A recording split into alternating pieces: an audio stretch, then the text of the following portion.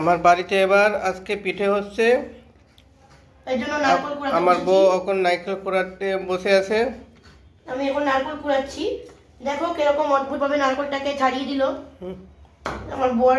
এরকম ভাবে জানি না কিভাবে এটা কুড়াবো, তো দেখি, চেষ্টা করে দেখি যতটা কুড়াতে পারি। তোমরা দেখতে থাকো পুরো পিঠে করার প্রসেসটা তোমাদেরকে বলবো। যদিও আমি ফার্স্ট টাইম পিঠে করছি, আগের বার মার সাথে করেছিলাম, তো আমার অত আইডিয়া নেই। তো আমি হয়তো পুলিগুলো করতে পারবো না, কিন্তু চুষিটা বানাবো আর পিঠে করবো, দুধটা করবো, সুজিও আছে, সুজি দিয়ে করবো। যদি পুলি বানানো সম্ভব হয় তো পুলিটা করব। দেখতে থাকো তোমরা। দেখো নারকেল কুড়ানো হয়ে গেছে, এবারে গ্যাসের কাজ। তো অনেকটা বেলা হয়ে গেল, 3টে প্রায় বাজতে চললো।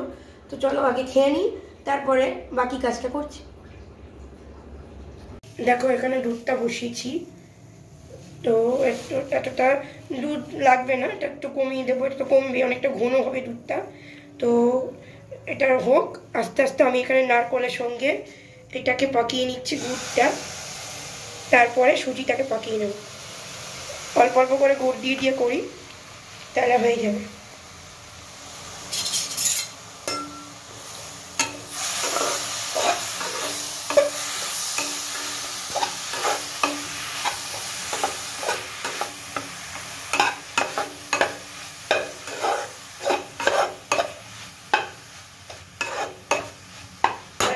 লাগবে তো হবে না, এটা মেইনলি পাটালি গুড় দিয়ে করলে ভালো লাগে, কিন্তু আমার কাছে এই নলেন গুড়টা ছিল, তো এই নলেন গুড়টা দিয়ে আমি করছি, দেখি কতটা কি হয়।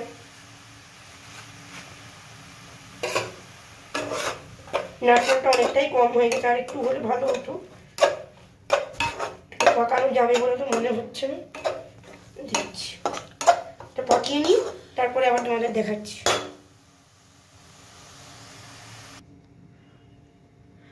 তো এর মধ্যে আমি এমনি গুড়টা দিয়েছি, তো আমার তো পাটালি নেই, তো আমি আরও ওই গুড়টা তো পুরো দেওয়া যাবে না, সুজিতেও লাগবে, সেই জন্য আমি আরও বাতাসা দিয়ে দিচ্ছি।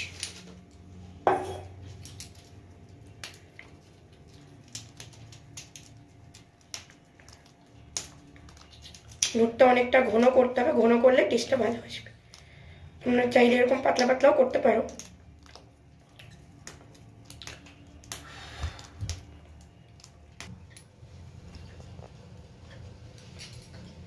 তো এবারে সুজিটা দেখতে পাচ্ছ তোমরা, সুজিটা আমি এখানে একটু চেলে নিলাম শুকনো খোলায়, বলে কাঁচা কাঁচা গন্ধ করে, আর এর মধ্যে অনেক পোকামাকড় যদি বেরিয়ে আসে, সেই জন্যই শুকনো খোলা একটু চেলে নেওয়া, একটু গরম করে নেওয়া।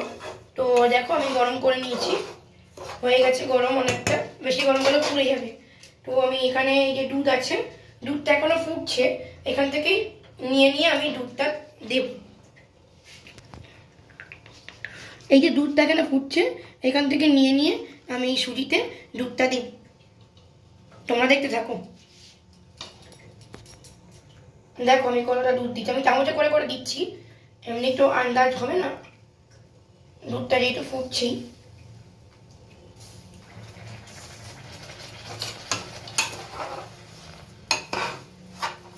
তো আমি সুজিটা পাকিয়ে নিই, কিছুটা পাকিয়ে নিই, তারপর তোমাদেরকে দেখাচ্ছি।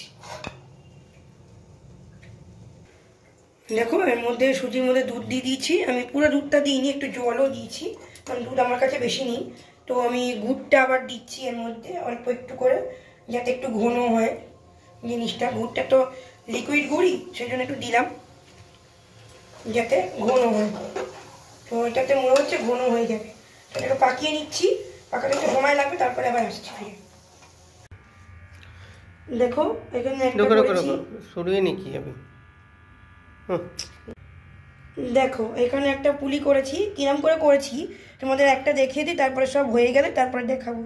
অতগুলো আর কে দেখায়, অনেকগুলো করতে হবে। তো এখানে আমি কি করছি, একটু গুড় নিয়েছি, গুড়টা যেহেতু চিটচিটা, ওই জন্য আমি আমার এই মতে একটু গুড় দিয়ে দিয়ে এগুলোকে সাটিয়ে দিচ্ছি। এবার জলও আছে, একটু জল দিয়ে দিয়ে এগুলোকে করে নিচ্ছি। এটা বাটির শেপে করতে পারো, তোমরা যেরকম শেপ দেবে সেরকমই হবে। মোমো শেপেও করতে পারো, যে কোনো শেপে করতে পারো। আলুর পরোটা করি আমরা, সেরকম শেপেও করা যায়। তো মিনিমাম একটু পুর নেবে, নিয়ে এটাকে এরকম করে বেঁধে দেবে, খেয়াল রাখতে হবে তলা দিয়ে যেন ফেটে না যায়। এই দেখো আমার যেমন ফেটে ফেটে যাচ্ছে, আমি একটু একটু গুড় দিয়ে আর একটু একটু জল দিয়ে এটাকে ঢাকা দিয়ে দেবো। এই দেখো, তো দেখতে পারে আমার সুজিটা অতটা স্মুথ হয়নি বানানোটা, আর একটু স্মুথ করা যেতে পারে, তোমরা পারলে আর একটু স্মুথ করে। আমি ফার্স্ট টাইম পুলি পিঠা বানাচ্ছি, আগেরবার তো মার সঙ্গে বানিয়েছিলাম, সেই জন্য ঠিক হচ্ছে না। তো যাই হোক, এই দেখো, এই দেখো এবার এটা হয়ে গেছে। তোমাদের খেয়াল রাখতে হবে যেন কোনো পাশ দিয়ে ফেটে না যায়, যেই যাবে ফেটে ফেটে যাচ্ছে একটু জল আর একটু গুড় নিয়ে চারপাশে দিয়ে দেবে, দেখবে বন্ধ হয়ে যাবে। ঠিক আছে, এই হলো দুটো পুলি। তো এরকম চুষিটা কীভাবে করতে হবে আমি দেখিয়ে দিচ্ছি।